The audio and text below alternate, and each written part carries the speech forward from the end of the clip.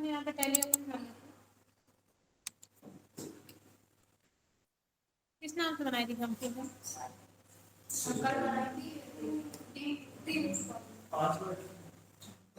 नहीं, कल नहीं कंपनी बनाई थी।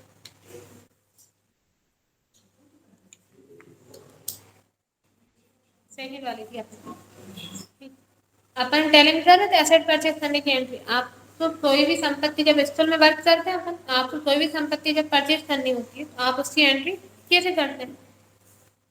हमने कल आपको क्वेश्चन दिया था, सोल्व किया था आपने।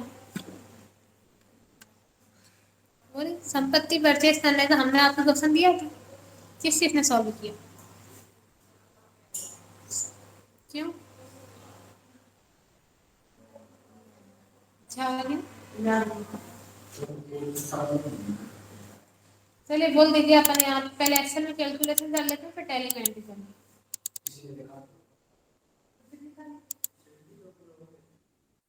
क्या? हाँ, सैलरी तो पूरा बता दिया था।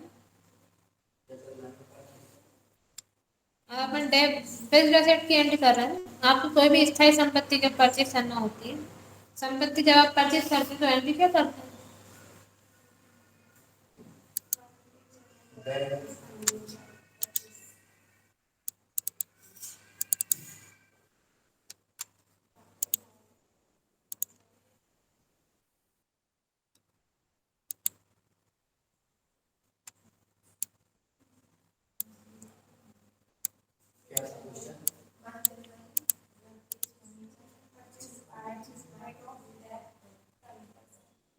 देखिए, अपन संपत्ति परचेज कर रहे थे, फर्नीचर अपन परचेज कर रहे थे। संपत्ति की कॉस्ट प्राइस कितनी थी फर्नीचर की? 60,000। आप यहाँ पे डाल देंगे उसकी कॉस्ट प्राइस। आप जो फर्नीचर परचेज कर रहे हैं उसकी कॉस्ट प्राइस कितनी है? 60,000। उस पर आपने यहाँ लिखा था रेट ऑफ डेट। इस संपत्ति पे ढेरास कितने परसेंट लगेगा, उसके लिए आपने परसेंट का साइन लिख दिया। आपने यहाँ पे लिखा 20%। कितने परसेंट था? 20%। अब आपने फर्नीचर परचेज किया 60,000, उस पर डेट कितना लग रहा है? 20%। नहीं, सेम होती है। उसमें भी आपके यहाँ पे परसेंट पता चल जाता है। गारंटी वारंटी की हेल्प से आप परसेंट निकालते हैं, फिर परसेंट की हेल्प से आप ये सब निकाल लेते हैं। आप गारंटी वारंटी की हेल्प से निकाल लेते हैं। इसमें अपन ने डायरेक्ट यहाँ पे लिख दिया परसेंट। आप जब यहाँ पे एंट्री करते हैं, आप पहले यहाँ लिखते हैं गारंटी वारंटी, फिर रेसिडियल वैल्यू, फिर लास्ट में आप परसेंट निकालते हैं। हाँ, यहाँ पे मैंने मन से मान लिया, ठीक है ना? फिर अब आप यहाँ पे पर ईयर से निकालना है आपको डेट। इस संपत्ति में इस साल में डेट कितना लगेगा, उसके लिए आप इक्वल लगाते हैं यहाँ पे।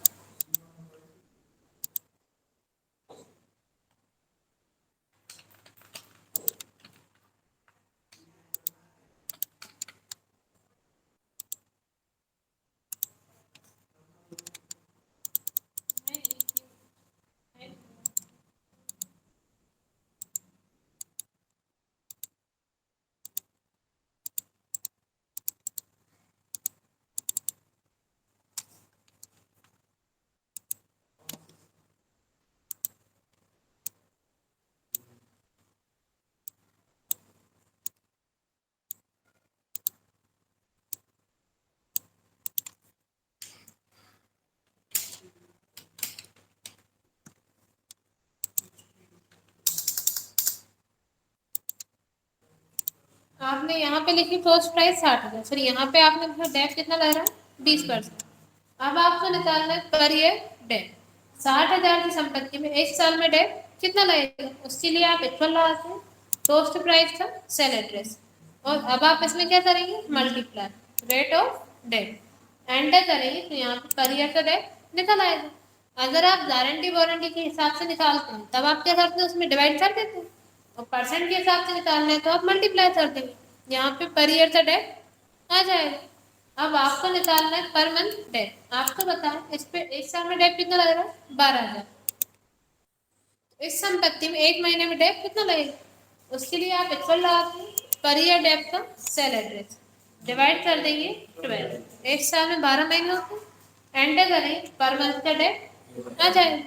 अब आपको निकालना है पर डे डेट, इसके लिए आप इक्वल लगाते हैं पर ईयर डेट का सेल एड्रेस, डिवाइड करेंगे 365, एंटर करेंगे तो पर डे का डेप यहाँ पे कहाँ जाएगा। अब इसमें एक साल में डेप कितना लग रहा है 12,000, एक महीने में 1,000 और एक दिन का डेप है इसमें 33। अब आपको यहाँ पे निकालना है यूज मंथ। सब परचेज किया था अपन ने से, सेल कब किया अपन ने, इसका यूज किया है जनवरी से लेके अक्टूबर तक, क्योंकि 8 नवंबर तक तो अपन ने इसे सेल कर दिया। पूरा जनवरी फरवरी मार्च अप्रैल मई जून जुलाई अगस्त सितंबर अक्टूबर पूरे 10 मंथ आपने इसका यूज किया।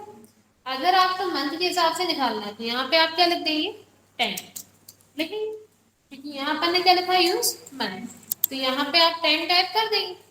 फिर आप जब यहाँ पे निकालेंगे यूज मंथ डेप, इसके लिए आप इक्वल लगाते हैं पर मंथ डेप का सेल एड्रेस और मल्टीप्लाई कर देंगे यूज मंथ, एंटर करेंगे तो यहाँ पे डेप निकल आएगा। कितना आ रहा है 10,000 आइए। अब आप देखिए अभी अपन ने निकाला ऐसे मंथ के हिसाब से, तब आपने मंथ यहाँ पे टाइप किया, लेकिन अपन तो डेट दी हुई, अपन ने तब परचेज किया है तब इसे सेल किया है, तो अपन इसको यहाँ पे लिख लेते हैं यूज डेट, अपन इसमें निकाल लेते हैं डे के हिसाब से। आपने यहाँ पे लिखा यूज डेट, यहाँ पे आपने लिखा यूज डेट डेट। अगर आपको मंथ के हिसाब से निकालना होता है तब आपने मंथ यहाँ पे टाइप कर दिए थे, per month sorry use month का निकालने के लिए पर मंथ में आपने मल्टीप्लाई कर दिया था यूज मंथ का दिया था। अब आपका निकालना है यूज डे, आपने इसका कितने दिन यूज किया है, तब आप क्या करेंगे यहाँ पे आप डेट डाल देंगे। आपने इसे परचेज कब किया 1 जनवरी 2023 को, सेल कब कर दिया 1 नवंबर 2023, ठीक है 23 में सेल किया। अब आपको निकालना है आपने ऐसा कितने दिन यूज किया है, तब आप यहाँ पे इक्वल लगाते हैं। जब आप इस संपत्ति को सेल कर रहे हैं उसका सेल एड्रेस ले लेंगे माइनस जब आपने इसे परचेज किया, तो यहाँ पे डे निकला कितने दिन यूज किया 304 दिन, यहाँ पे आप निकाल देंगे। अगर आपको डे के हिसाब से निकालना है तब आप यहाँ पे डेट आप यहाँ पे डाल देंगे, तो यहाँ पे डे निकल आएगा। नहीं हम आपको निकाल नहीं बता रहे, आपने यहाँ पे निकाला यूज डे के हिसाब से, ठीक। अब आपको यहाँ पे निकालना है यूज डे डे, इसके लिए आप इक्वल लगा करो। अब आप लेंगे पर डे का सेल एड्रेस और मल्टीप्लाई कर देंगे यूज डे, एंटर करेंगे तो यहाँ पे डे के हिसाब से पहले कितना आ रहा था 10,000, अब कितना आ रहा है 9,994, अमाउंट कम हो गया क्योंकि पहले आ रहा था मंथ के हिसाब से, अब आ रहा है डे के हिसाब से। अब आपने यहाँ पे डेट डाली, अब किसी महीने में दिन होते हैं 30, किसी महीने में होते हैं 31, उसके हिसाब से इसने यहाँ पे काउंट किया, लेकिन मंथ में तो वो पूरे 10 मंथ के निकाल रहा था, तब कितना दे रहा था डेट आपको 10,000, तो आप यहाँ पे डे के हिसाब से निकाल लेते हैं। इतना क्लियर है, कोई डाउट हो तो पूछ लीजिए। चल नहीं है, अब आपने यहाँ पे निकाला, अपन ने इसका यूज किया 304 दिन, तो डेट कितना हो गया 9,995। अब आपको निकालनी है इसकी सेलिंग प्राइस, इसके लिए आप इक्वल लगाते हैं कॉस्ट प्राइस से सेल एड्रेस माइनस कर देंगे यूज डेट डेट, एंटर करेंगे तो सेलिंग प्राइस यहाँ पे निकल आएगी। अब ये सेल कितने में रखेंगे 50,500। हाँ अब अपन इसे सेल कब कर रहे हैं, कितने में कर रहे हैं, मतलब अमाउंट लिखा है था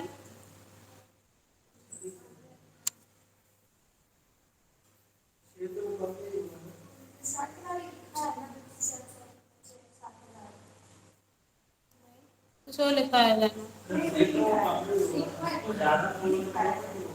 क्या हो गया नहीं आपने यहाँ पे डाला कॉस्ट प्राइस इसकी 60,000, चलिए अभी अपन यहाँ पे मन से डाल देते हैं। आपने डाला इसकी कॉस्ट प्राइस है 60,000, कब कितने में परचेज किया आपने इसे 60,000, आपने इसका 304 दिन यूज किया, 304 दिन का डेप हो गया ये। अब आप इसे यहाँ पे सेल करेंगे, सेल कितने में होना चाहिए, आप कॉस्ट प्राइस में से माइनस कर देंगे यहाँ पे